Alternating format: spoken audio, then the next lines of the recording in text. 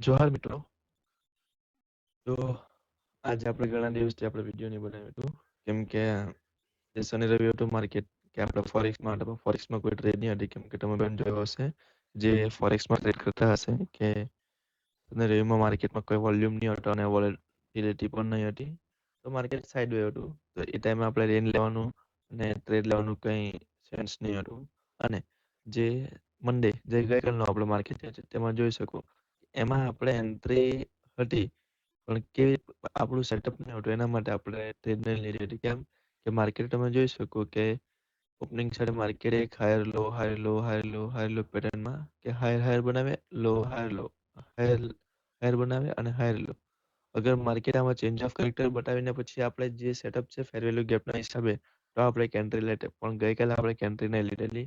પણ જે માણસે એન્ટ્રી લીધી હશે તેણે સ્ટોપ લોસ ટ્રેલિંગ કર્યું હશે તો ફાયદો હશે. બાકી ઘણા લોકો આ માર્કેટમાં ફસાયા હતા. મેં જોયું હતું કાલે કે ઘણા લોકો આમાં તમે જોઈ શકો call side put side, call side put side, એ રીતના બંને બાજુ શોર્ટ સ્કેલ્પિંગ ટ્રેડ, જે સ્કેલ્પર હતા એ લોકોના માટે, એ લોકો પ્રોફિટ કર્યો છે. પછી સ્વિંગ ટ્રેડિંગ કરતા હશે ઇન્ટ્રાડે, એ લોકો તો લોસ જ કર્યો હશે. કેમ કે એ લોકો જો હોલ્ડ નહીં કર્યો છે અને જે ગ્રીન કેન્ડલ જોઈને એ લોકો લોસમાં એક્ઝિટ કર્યો હતો, તે લોકોને અફસોસ જ હતો.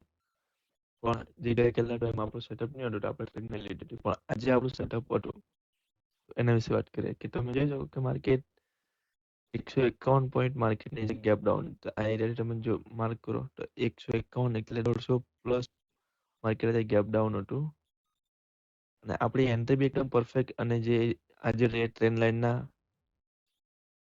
કન્ફર્મેશન પર જ આપણી હતી.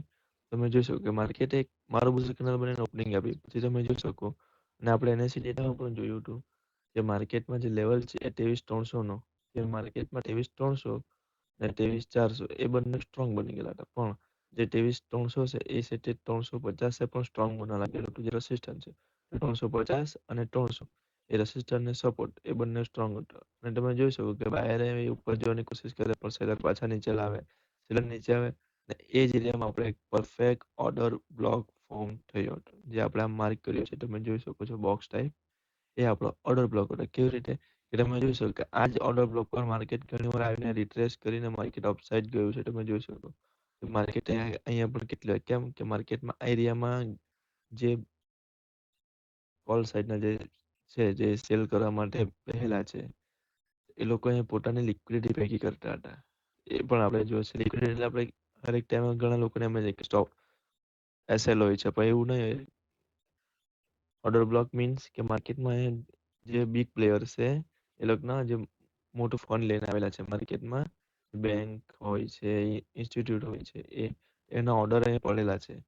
કેમ કે માર્કેટ હવે ઉપર જવાનું છે, પણ જ્યાં સુધી એના જે ઓર્ડર એના ફિલ નહીં થાય માર્કેટ કેવી રીતે ઉપર જાય. મતલબમાં કોઈ એ લોકો સેલ કરવા તૈયાર છે, પણ બાય કરવા માટે રિટેલર નહીં હોય તો એ લોકો સેલ કેવી રીતે કરશે. તો એ લોકો પહેલા માર્કેટ ક્રિએટ કરે છે.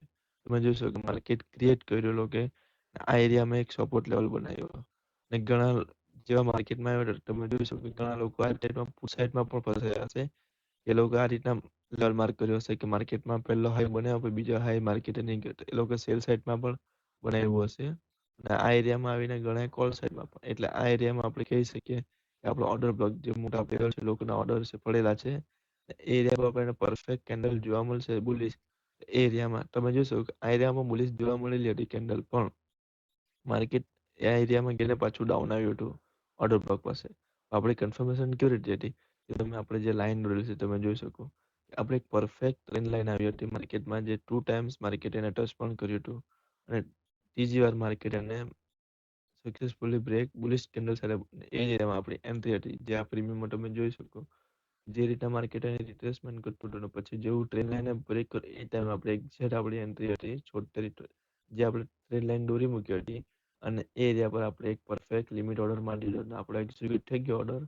તમે ટાર્ગેટ જોઈ શકો કે આપણે કે સ્ટોપ લોસ સ્ટાઇલિંગ કરતા કરતા માર્કેટમાં આપણે અહીંયા આવીને જે સ્ટોપ લોસ છે એ આપણે હિટ કરીને પ્રોફિટમાં જે આપણે કર્યું, આજે આપણે સિંગલ લોટે કર્યું હતું.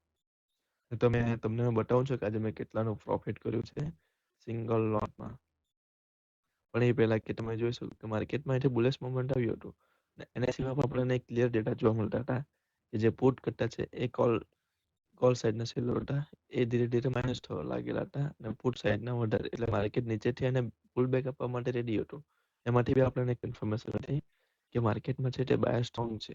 તમે જોઈ શકો કે એ જ રીતે માર્કેટ એવી રીતે માર્કેટ ગયું ઓફ સાઈડ અને 23,500 નો બ્રેકઆઉટ કર્યું. 23,500 નો લેવલ સ્ટ્રોંગ હતો પણ માર્કેટ અપ સાઈડ જવા માટે થોડીક રિટેલરને ટ્રેપ કર્યું. એ લોકો પહેલા માર્કેટને નીચે લાવવાની સાઈડ વે બતાવ્યો. તમે જોઈ શકો આ એરિયામાં જે એક સાઈડ વે મોમેન્ટ બતાવ્યો પછી માર્કેટ એક પુલ ડાઉન આપ્યું 23,500. એટલે ઘણા લોકો આ કેન્ડલ જોઈને આમાં ટ્રેપ થઈ ગયા. કેમ કે લોકોને લાગ્યું સપોર્ટ બ્રેક થઈ ગયો છે, માર્કેટ નીચે જવાનું છે. તે લોકો ઘણા લોકોએ પુટ સાઈડ મેન્ડલ લીધી હશે પણ તમે જોશો કે આ એરિયામાં પરફેક્ટ આપણે કહી શકીએ કે જેના લિક્વિડિટી કે એ આપણે ફંડ એ રીતે પરફેક્ટ રીતે કહી શકીએ.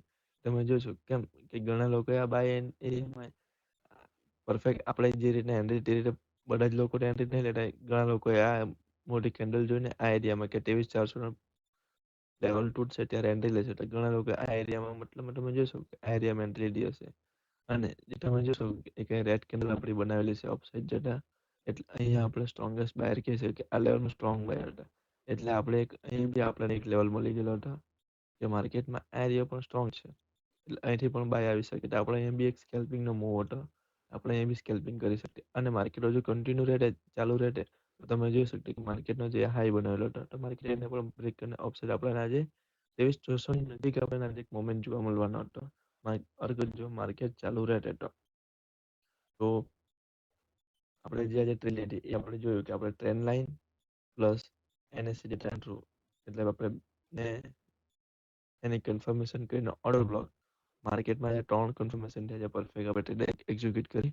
અને સ્કેલ્પર માટે પણ આપણે કંઈ વાત કરી દીધી કે જ્યારે અપસાઇડ મોમેન્ટ જોતું હોય ને જે આપણે વચ્ચે એક રેડ કેન્ડલ જોવા મળે તો ત્યાં એક સ્ટ્રોંગ બાઇંગ જોવા મળશે. એ એરિયા આપણો પરફેક્ટ એક ઓર્ડર બ્લોક તરીકે કામ કરે છે કે આ એરિયામાં સેલર આવવાની કોશિશ કરી હતી પણ માર્કેટમાં જે બાયર સ્ટ્રોંગ હોવાથી માર્કેટ એરિયાને અપસાઇડ લઈ ગયું હતું. આ આપણે એક સ્ટ્રોંગેસ્ટ બાયર એરિયા ગણે જે રીતે આપણે આ એરિયા હતો જે અહીંયા પણ આપણે એક ઓર્ડર બ્લોક બની જાય છે. તમે જોઈ શકો કે માર્કેટ એ જ એરિયામાં આવીને પાછું અપસાઇડ ગયું હતું. એટલે આપણે સ્કેલ્પિંગ કરી શકતા એ એરિયામાં. તો જે ટ્રેડ લીધી છે એ તમને બતાવી દઉં છું અને આપણે સિંગલ લોટમાં જે કેટલું પ્રોફિટ કર્યું એ પણ બતાવી દઉં છું તમને. તો તમે જોઈ શકો છો આજે આપણી પોઝિશન છે કે આપણે આજે નિફ્ટીમાં 23,300 ની કોલ હતી, સેકન્ડ જૂન એક્સપાયરી આજે.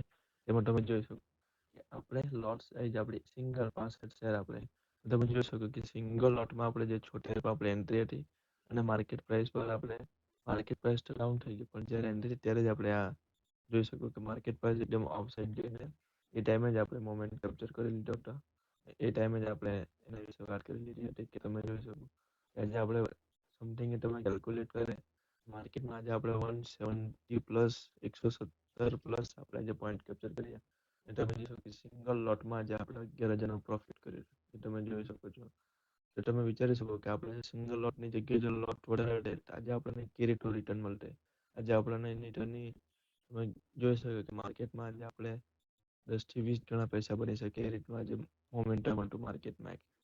તો હવે કાલના દિવસે આપણે જોઈશે કે માર્કેટ કેટલું રેડું છે કેમ કે કાલે હવે જે 3 જૂન છે અને અત્યારે માર્કેટમાં જે 5 જૂન છે એના વિશે બી આપણે વાત કરશે કેમ કે 5 જૂને એક ન્યૂઝ આવવાની છે જે આપણે કાલના વિડીયોમાં વાત કરશું કે ન્યૂઝ આના રિલેટેડ છે અને કેવી રીતે માર્કેટમાં ઇફેક્ટ કરે છે તે.